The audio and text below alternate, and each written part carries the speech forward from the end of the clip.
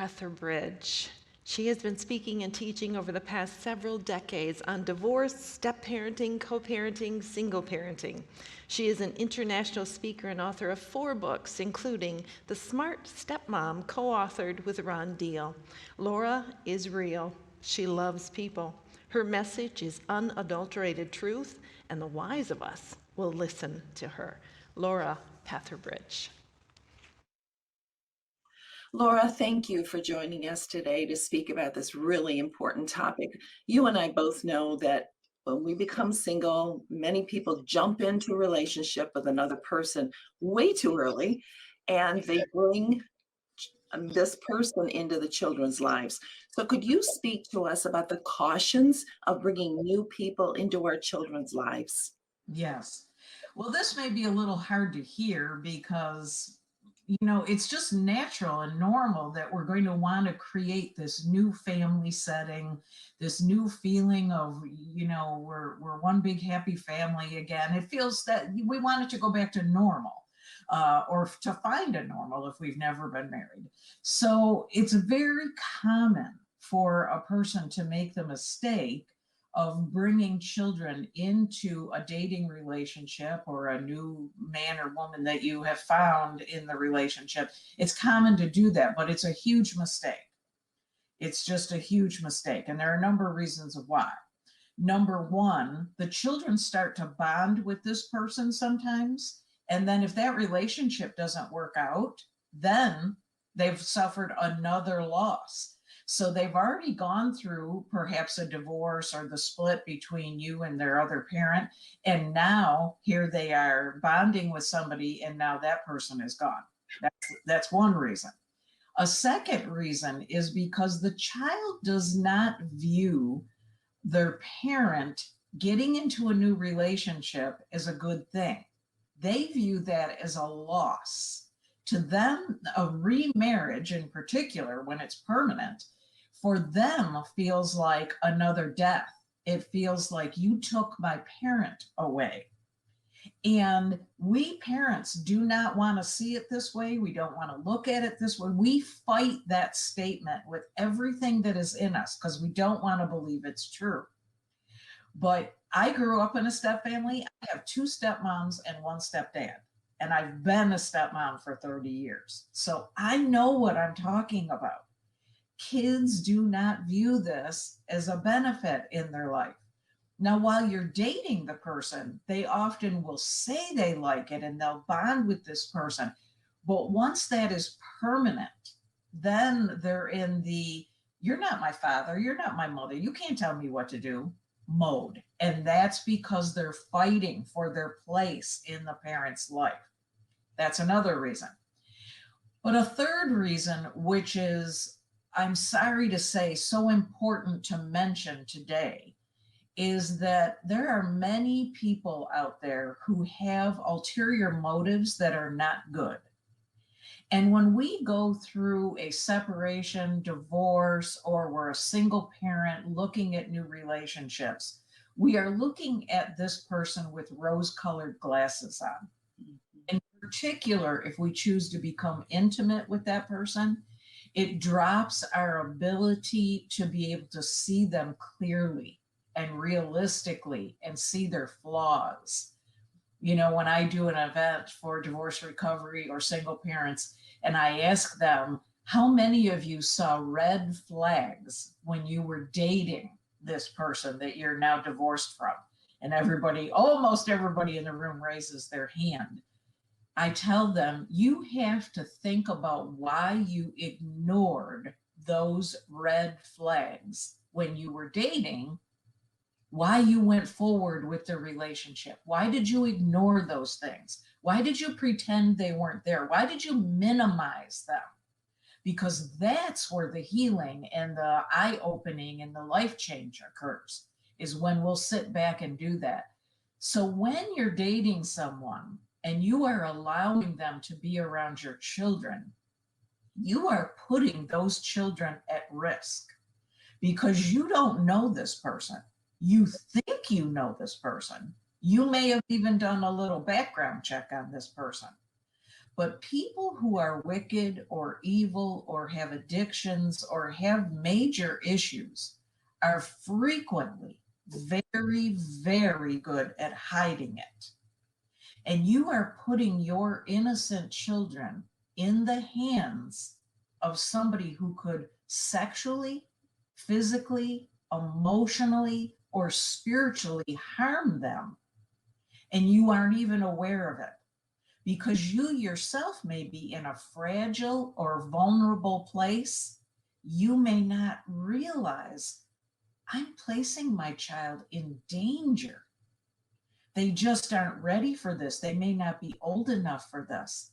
So there are so many reasons why it is not a good idea to introduce your children to someone you are dating until, and I know a lot of people are going to say this is a bad idea, but that's okay. I'm used to people not liking it. Until you are almost ready for marriage. When that relationship has progressed to a marriage, we're pretty sure we're going to get married situation, that's when it's time to introduce your children and not before. Now, if you've only dated this person for 2 or 3 months and you're already thinking marriage, that's a different issue of concern. Why are you rushing into a marriage? This is a huge decision. This is the second most important decision of your life, and it's going to affect your kids. Is this person ready to take on the role of a step-parent? Have you read all kinds of resources for step-parents? Have you looked at all the things that are typical deal breakers in a step family? Are you aware that children and the differences of parenting between parent and step parent, children, grown or little, are the number one reason why step families fail, why these second relationships with kids fail? The number one reason is children. And it is because typically the parent and the step parent have not taken the time to learn what a healthy family that's remarrying looks like, what a healthy step family has to do in order to make it work. That it takes a minimum of 5 to 7 years for kids to start to feel like a step parent is part of their family. See, we don't like hearing any of this. We don't want it to be true. And therefore, we put on rose-colored glasses, or we minimize somebody like me who's coming to you with no motive other than I have lived this as a child and then as an adult.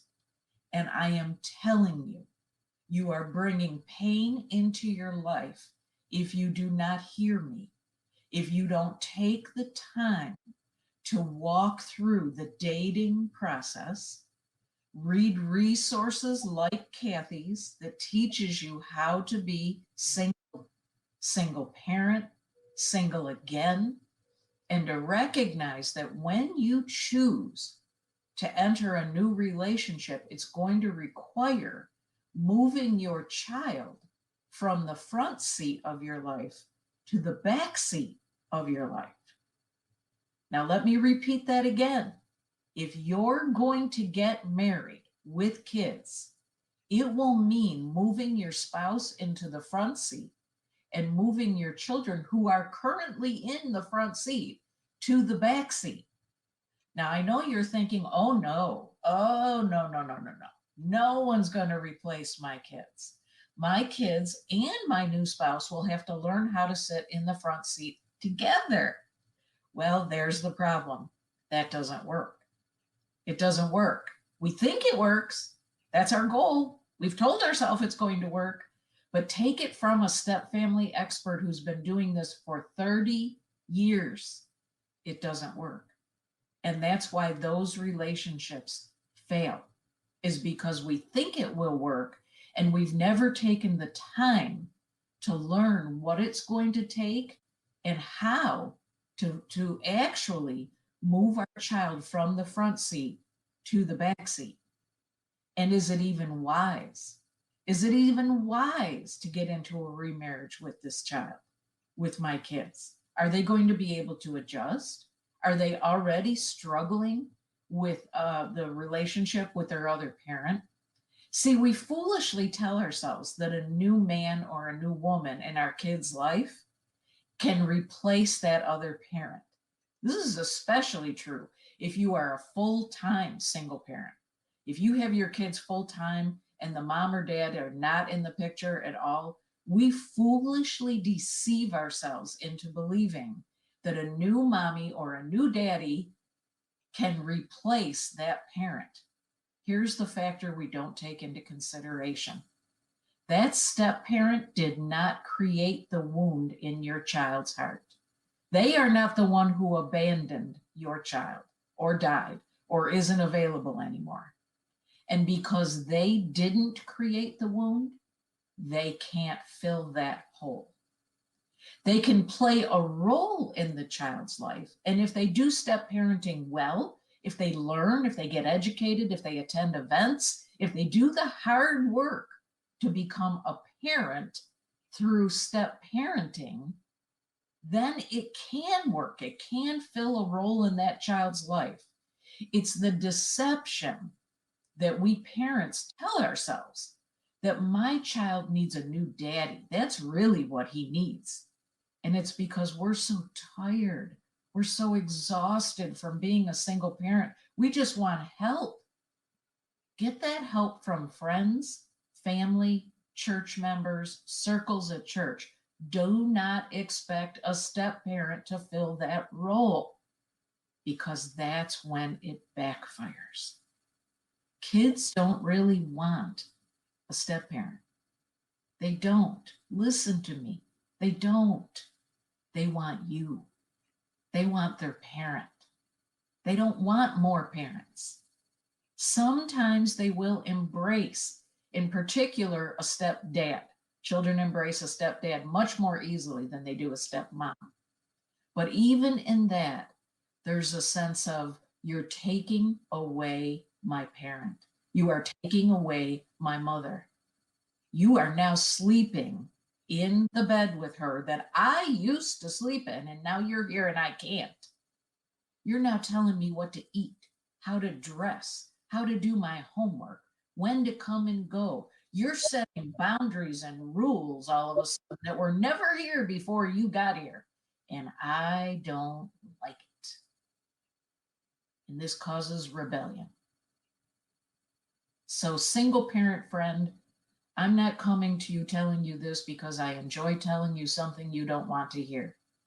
I am telling you this because I care about you. I love you. God has a way for you to be a single parent without adding another parent in your child's life.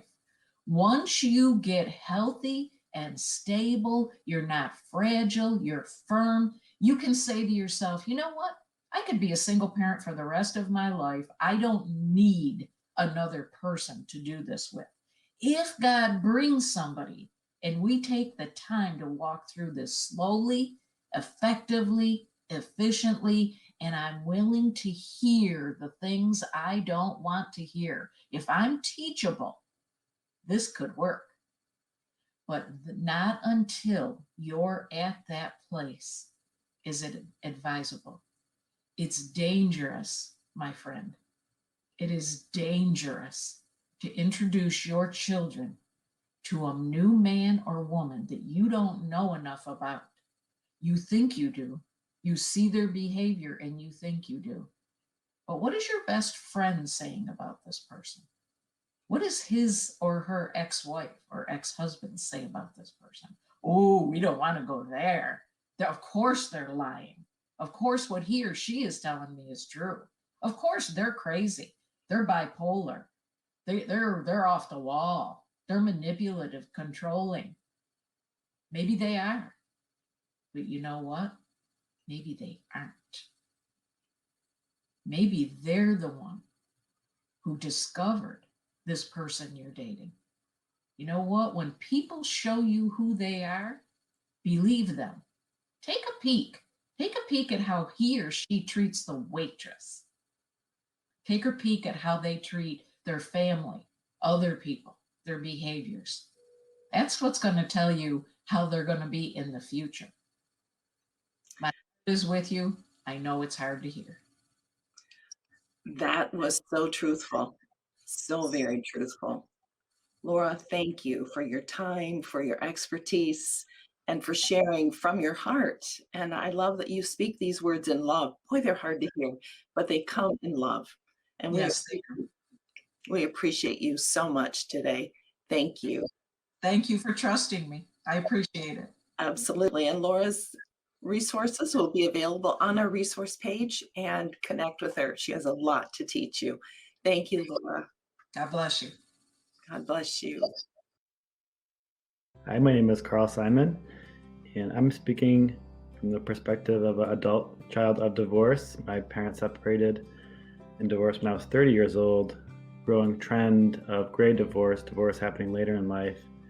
And I believe my experience and lessons can be absolutely applicable and for all instances of divorce, but that happens to be my experience that I'm coming from. And it was really difficult, and research shows it can be even more difficult for adult children of divorce because of all our many years of shared experience as a family unit. 30 years in my case, shared extended family, shared traditions, shared holidays, customs, and really the sense of home is the most important aspect. And given all that shared experience, we and children, all children of divorce experience an equal loss, commensurate loss, grieving after and during the divorce. I'm here to speak to some tools and recommendations for parents, given my experience and lessons. And a lot of it centers around listening. It centers around having feelings be okay, the most difficult feelings, not prescribing to children having to feel a certain way about a certain situation, asking children, how did they feel? What can I do to support you? And not losing that role as the parent, as the adult, is absolutely essential. We want to avoid at all costs the concept of reverse parenting, where the parent seeks emotional support from the child in an appropriate way. And that can be damaging to the child and confusing. And perhaps that is more likely to happen during a divorce when parents, as people, feel very lost and vulnerable themselves. So affirming that role throughout the experience as a parent, a supportive parent, a listening parent, absolutely essential. Nothing else can really be possible without that strong foundation. More tools are to allow children to set their own timeline, let them go, come back, whether that's physically, emotionally, to not impose any timeline on them, but allow the child in the divorce to set their own timeline, and having clear, honest, and communication throughout that, ideally with professional support or spiritual support, a therapist, a faith leader helping. And recognizing why this is also difficult, and some broader themes are forgiveness of the child. It has to come from the heart. Can't be prescribed from the head. And getting to that ultimate spot of forgiveness is the place we're striving to get to. And it's not easy, forgiving people going through difficult times. Understanding that a lot of us can be 2 steps forward, 1 step back, 1 step forward, 2 steps back, depending on the day, the month, and allowing that to unravel over time. If you want to learn more about my experience and how I have sought to help other people going through this experience, my book is Adult Children of Divorce, a survival guide. And I try to make it practical, and I really appreciate Kathy's emphasis on practical tools. And what I do to that end is break things down into 3 specific phases, which is the time of healing, falling apart, flowing, and growing. 3 different phases are described in my book, occurring on 3 different areas of humanity: the physical, breathing person we are, the emotional person we are, and the relationships we have, which is characterized through boundaries and communication. A lot of research and a lot of feedback I've gotten on my book in particular is what makes it unique and perspective is the physical part and how it's connected to the emotional part, and not neglecting that. So much research and discussion around difficult topics like divorce center around the mental part. We're getting more into the emotional part, but we can't forget it's all connected to the actual person we are in the physical sense as well. So with that, thank you, and enjoy the rest of your talk here today. Cynthia Klein, our next guest speaker, has spent the past 27 years as a parenting coach, educator, and author. She discovered that parents benefit by communicating effectively as an ally with their children instead of adversarial. This ally parenting approach transforms conflict into cooperation. Cynthia Klein. Thank you, Cynthia Klein, for being with us in ally parenting. I think all of us as parents really want to be an ally parent, not a friend, but an ally parent. Mm. I remember standing in my living room with my teenage son, who is now grown, and saying, I am not the enemy here. Because our kids think at times that we are the enemy when even we're trying to serve them well and parent them well. So talk to us about the premise of ally parenting. Right. Thank you. It was great to be here, Kathy. It was interesting. It took me a while to come across that name, because that's the name of my book, and really looking at what is the difference? What is the difference between an adversary and an ally? And what I came up with, the concept as an ally, one thing is that you have a lifelong view of the relationship. Like, you really value the relationship with your children. And so when you act, it's like thinking all the time, what is the impact of this going to be on my relationship? So as an ally, you really try to refrain from acting in the moment, just like reacting. So you're not thinking, this is what has to be done right now. Instead, it's like, what's going to be the impact for a long period of time? So if you have, let's say you have a 6-year-old, a 7-year-old, a 10-year-old, and you're building a certain relationship now, remember that that's the basis of what it's going to be like in the future. The other part is, as an ally, it's very important to continually think about, what can I change? What do I need to do differently so that I can bring out a different response from my child? So an adversary looks at the child as the problem. If you would only change, then this problem would be gone. That's very adversarial. It makes a child feel like they're the problem. As an ally, you think, how do I, this is a joint problem. How do I work with my child? How do I change myself to bring out a different response? And so it's a different mindset. They still get mad at you. You still set limits, you set guidelines. And yet when you set them, it's in a very respectful manner, and you're very aware of the impact of your words. If it's feeling harsh, as an ally, you really resist doing shaming, blaming, humiliation, a lot of those kind of tactics. And Cynthia, isn't it true that a lot of us were not taught on how to be the ally parent? Our parents didn't parent us that way. So we have to learn to shift. Yes. It's a challenging shift, because I think in the last 40 years of parenting, there's been this shift for centuries. From the beginning, it was always based on kind of punishment control, which is more of an adversarial approach. rather than how do I work with, how do I still guide, how do I listen to my kids? Because as an ally, you listen when it's appropriate to listen. You don't listen all the time. When they're complaining and you're trying to set a limit, that's not when you listen. But throughout time, it was all based on control and domination in order to get your kids to survive. And so we don't have the tools. And so it's a difficult thing because parents will want to be different, but they don't really have the tools of when do I listen? When do I set limits? How do I respond? How do I not engage in a power struggle? And so then they end up getting frustrated and they end up resorting to old tactics of threats. If you don't, or I'm going to take this away. So it's a challenge. And I really admire any parent who's like really trying to look at how they're parenting now and change their thinking. You have to change your thinking about how you're perceiving yourself, how you're perceiving your child, and then you can change what you do. But the thought process you have to really look at that first. You can't just slap on new strategies. Right. I love that. That's very, very practical.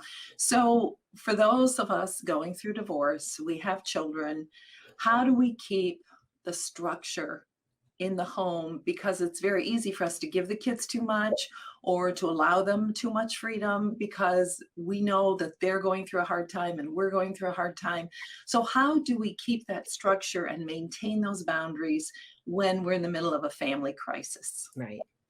And I think the important thing to think of like a scale. And on a scale, there is, the two parts. There's on one side is the nurturing part, and the other side is the structure. And there needs to be a balance of nurture and structure. So whenever you think about setting limits, it's equally important to think about how am I listening? So do I know the listening skills? So when my child's upset and they're venting at me, do I know how to listen without shutting them down and when to listen? So those skills are very important to learn. I teach a lot about communication blocks and how you're shutting down your child and how to listen instead, how to not, be commanding, interrogating, giving unwanted advice. So that's the first piece. Even before you think about structuring, am I listening? Do I know how to listen? And then the second piece is the structure. They need structure for security. They need to know that you're in charge because your emotions are probably a bit raw. Their emotions are extremely raw, and their emotional center and their prefrontal cortex is very immature. The logical part of the brain, prefrontal cortex, doesn't fully develop to around age 25, 26, 27. And so they need to have an adult that will keep the guidelines and the rules, and that gives them a sense of security. So it is very important to think about, am I nurturing? Do I know when to listen? Am I learning how to listen? And also, am I setting those structures? Even when they're upset with you, and they will be, is if you set them in a calm way, of which I'd like to talk about how to do that, then they will not have at least additional resentment towards you about how you are setting the limits. And I would love to hear those ways, those practical ways. So one of the things that's important to realize is that you actually can do two things. One thing is you put a boundary around yourself. It's very important to let your kids know what you will and won't do. So a boundary is what you will do or won't do, and a rule or a limit or guideline is around your child. So it's important to understand those differences. So for example, a respectful, let's say your child's yelling at you because they're upset, right? They're saying, I hate you, you're mean. Those things come out, right? Why did you do this? And one of the things important to say is something like, I will listen to you when you're not yelling at me. Notice I'm not saying don't yell at me. Don't speak to me that way. That's not effective because you can't control them. Then they feel like you're squashing them. Or saying something like, I really value what you have to say. I have a hard time hearing you when you're yelling at me that way, when you're attacking me. I'm going to go over here. I'm going to go into my bedroom. And when you're ready to talk to me without the attacking, then I'm really here to listen to you. So that's a boundary. And then you want to set boundaries about, like, let's say they want something, they want you to buy them something. You need to set a boundary. I'm only comfortable spending, let's say it's a pair of shoes. I'm only comfortable spending $50. And then depending on your age, if you want these shoes, then we'll need to figure out a way you can get the rest of the money. So think about setting I statements. I will, I won't. Very important to do that. And if you're alone with your child, it's really important, because if there aren't other kids around, then they aren't distracting you. So think about boundaries. And the second thing I want to talk about is respectful limits. And here's where the past of how kids were raised is going to rear its ugly head, and it causes controversy. So already your child might be feeling that you are against them because maybe, who knows, maybe they're blaming you for breaking up the family, whatever. So they're already kind of angry with you. And so I'm going to say some statements. I want to encourage you to not start sentences with these statements when you are getting directions. If you're trying to get them to do their chores, you're trying to get them to do their schoolwork. So for example, you have to, you need to, I want you to, I need you to, you should, you shouldn't. So the language I use, it sets up more of an adversarial relationship. So I'm talking about I want, you need, and it builds conflict. So this is very common for parents to say this. So I want you to first step, think about, how do I eliminate words that make it feel like a power struggle? It's like a fight. Like they're already upset with me. I don't need to fuel it with more words like that. So avoid starting with you need to, you have to, I want you to, you should. Very, very common. Okay. So when you're setting an expectation or a limit, it's better to start words like it's time to. So notice I'm going to remove the personal, like you or I, out of it. It's time to. The chart says, the rule is, the limit is. Another one that's a favorite of mine is called the work before play. After you, let's say they want to watch a video game, do a video game. You may use the after then, the work before play, which is after you empty the dishwasher, then you can play video games. But I want to watch, I want to do it right now. After the bathroom, then you can play. But, why didn't you tell me sooner? Why did you wait? Then you might add an empathy statement. You're really anxious to play that game. Pause. Bathroom first. It's very effective. That's the after then. So in recap, be aware of the language you're using when you're giving directions, and is it causing conflict?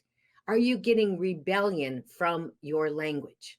Be really mindful about that, and replace it with kind of more third person type of language where you're stepping out of the picture and it doesn't fuel it, where the child feels like you're the one trying to make them to do something. You are, however, you're stating it in a form where they can be much more responsive to.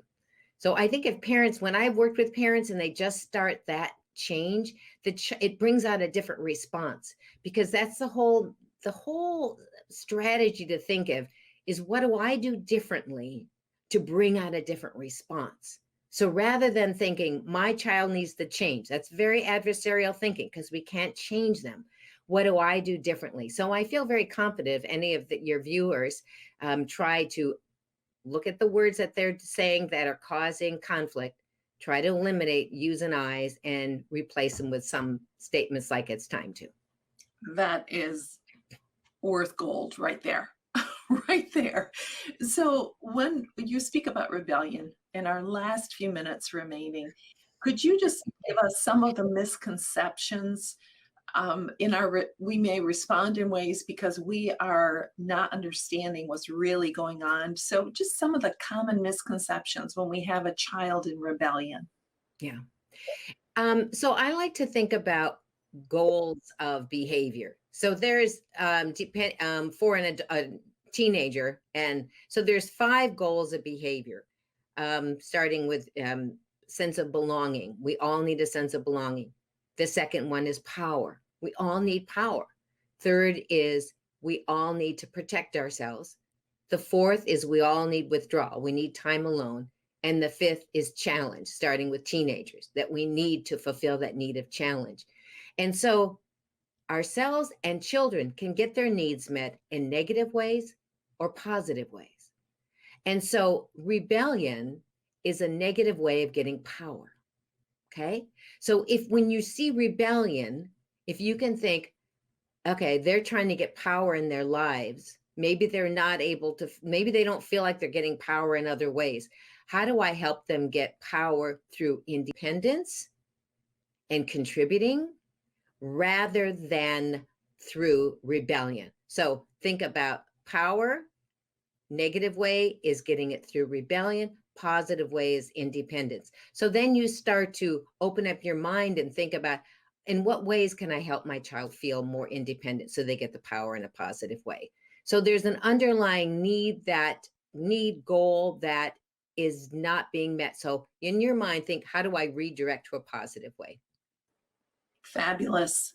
Cynthia Klein, this has been so helpful with great practical tools that parents can start tonight. So Absolutely. Thank you for your time with us. All of your resources and contact information will be on the resource page. And I would encourage you to reach out to Cynthia if she can be of further help. Thank you, Cynthia. Thank you, Kathy. It's been great.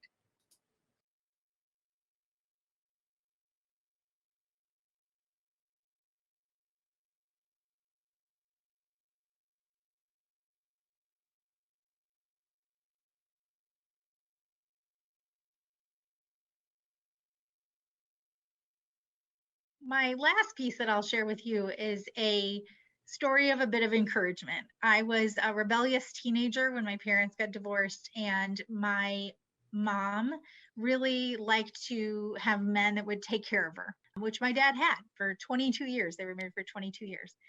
Eventually, she remarried to a different gentleman who had an entirely different set of beliefs, different religious beliefs than what I was brought up as. And I was very rebellious, and I had a very hard time accepting the things they were telling me and how they wanted me to behave in their home.